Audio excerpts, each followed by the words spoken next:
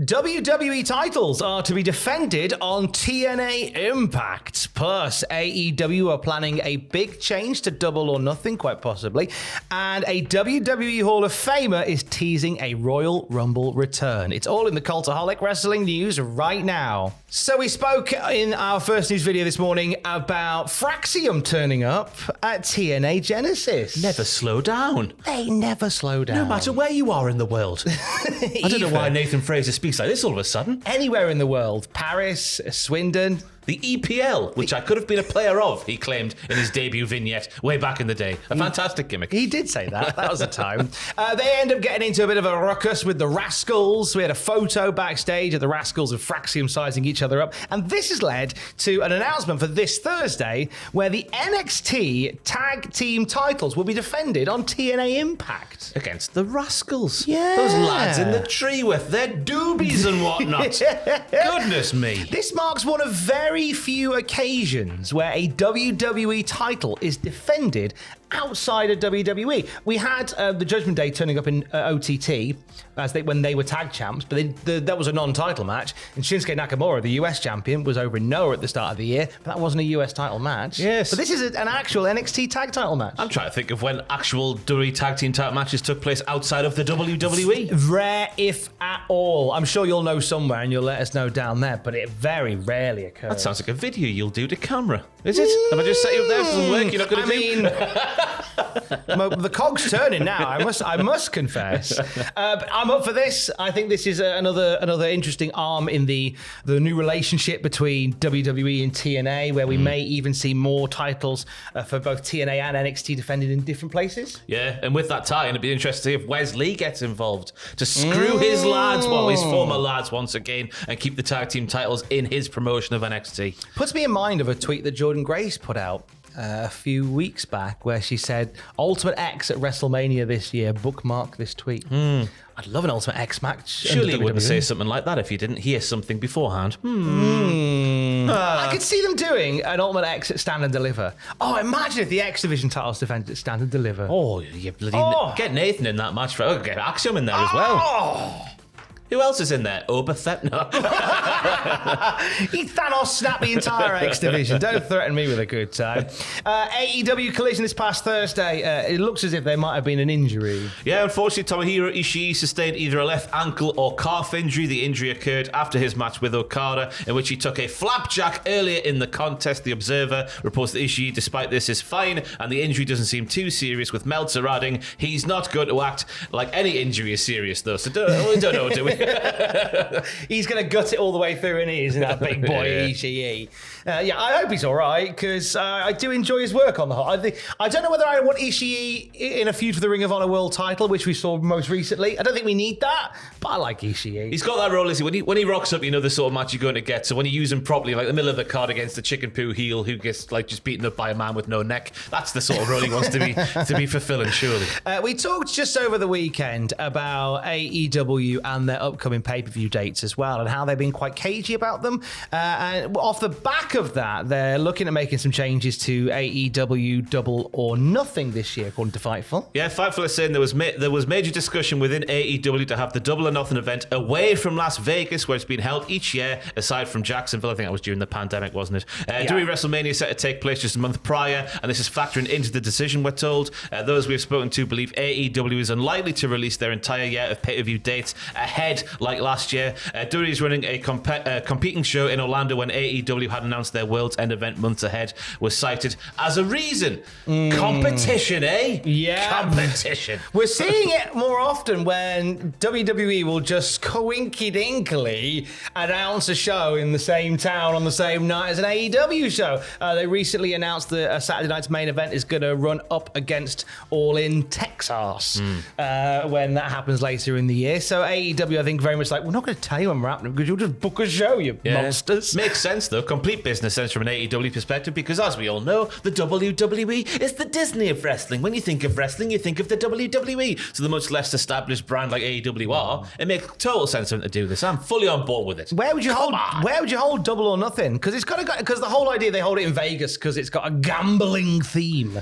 Where's the second most gambliest place in America? Well, I was going to say Blackpool. Those bloody slots in Blackpool. Get those slot machines. Oh, imagine. Tony Khan on a donkey. Tony Khan on a donkey, and on the stage, instead of like the big chips, you've got those penny machines where you put a penny in and drop pennies out. I've got a few. Americans obviously have a certain thought about Blackpool because of William Regal, because of the BCC. Blackpool is not gnarly in any way. It's a pleasure beach town with gnarly. A theme park. It's gnarly in a very different way. Blackpool is a very different. I want sort of the sad bit of Blackpool replicated on an AEW stage for Double or Nothing when it comes to Blackpool. A beach with a pair of pensioners on a bench with a 99. Oh, bloody hell, it's Orange Cassidy going down ring. Definitely donkeys. Definitely donkeys.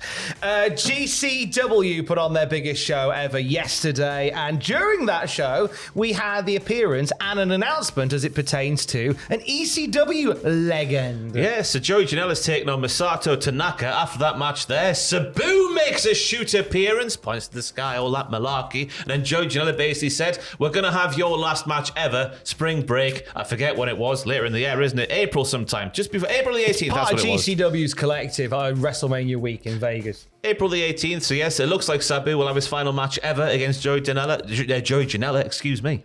The relationship between Sabu and GCW is always a funny one because it was last year, I think it was, where Sabu was inducted into the Indie Hall of Fame and paid to attend the show and stuff, and he came to his induction and he was upstairs in the bar and he went, I can't be asked to go down. And they went, we love you anyway, Sabu, you're fine. Have a kickback, you're fine. But so the fact that they're doing this, as long as he turns up for it, is absolutely fine. I think Joey Janela and Sabu could have some fun. Joey Janela labelled himself the Sabu of this generation, which I thought was very brave indeed. That is brave. But yeah, it's interesting as well because that big lad with the beard on YouTube who does the cracking stuff on the wrestlers, he did an episode with Sabu. So hopefully he's been doing that on the reg more often. So he just cracks the bones and whatnot to realign and all that malarkey. He does all like massage gets the hammer therapy on the taint and all that sort of stuff. That big boy with the beard. I don't know what he's called. Is he the guy that did it for Miro and Lana as well? Potentially. And Kenny Omega.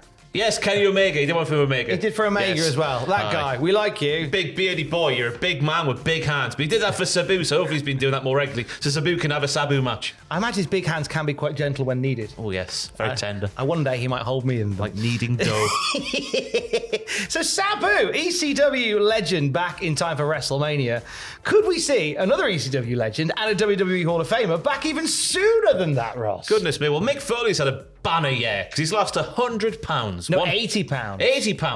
I thought the clickbait thing said 100 anyway. Nearly 100. Oh, nearly almost 100. I missed the nearly. Oh.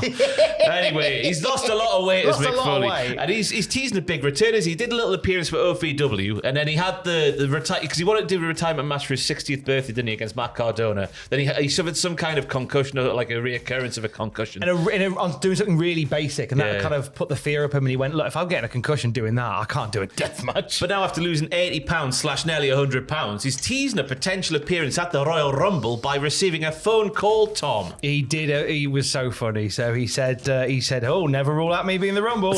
But no, I won't be in the Rumble. To which then his phone rang and Triple H's music started playing. He was like, oh, hi, Hunter. Oh, turn the camera off. I need to take this. Royal Rumble, you say? It's very campy, very Mick Foley. I could see, he looks great, by the way. He looks brilliant.